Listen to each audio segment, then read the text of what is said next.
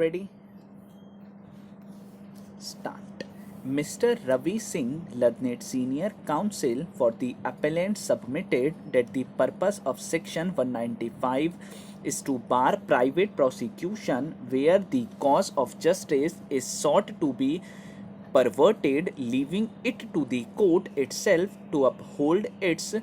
dignity and prestige.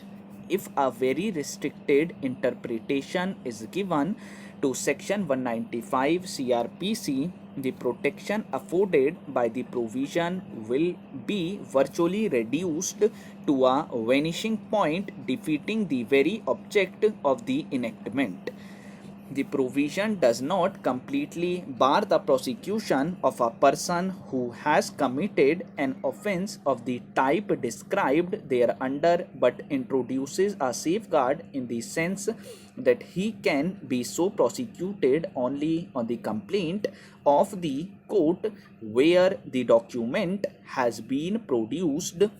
or given in evidence, or of some other court to which that court is subordinate. Learned Counsel has also submitted that being a penal provision giving a restricted meaning as held in the case of Kanak Lata Supra would not be proper, as a person accused of having committed an offense would be deprived of the protection given to him by the legislature. He has also submitted that on the aforesaid view there is a possibility of conflicting findings being recorded by the civil or revenue court where the document has been produced or given in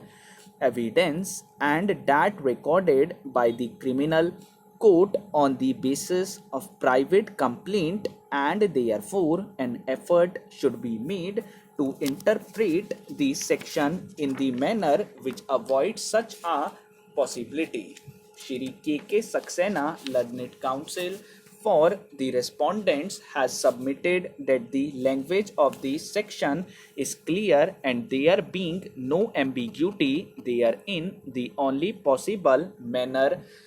in which it can be interpreted is that the complaint by a court would be necessary when the offences enumerated in the section are committed at a time when the document has already been produced or given in evidence in court, when it is in the proceedings of the court.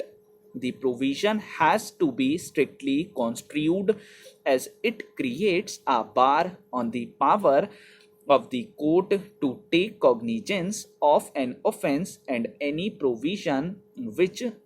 oust the jurisdiction of the court, which must be strictly construed and cannot be given an enlarged meaning,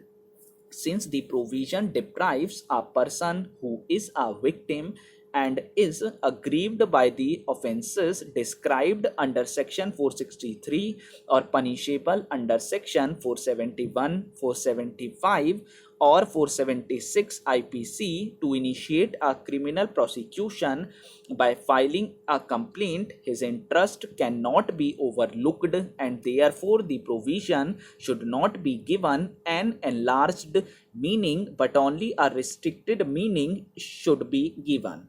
Learned Counsel has also submitted that in certain situations where the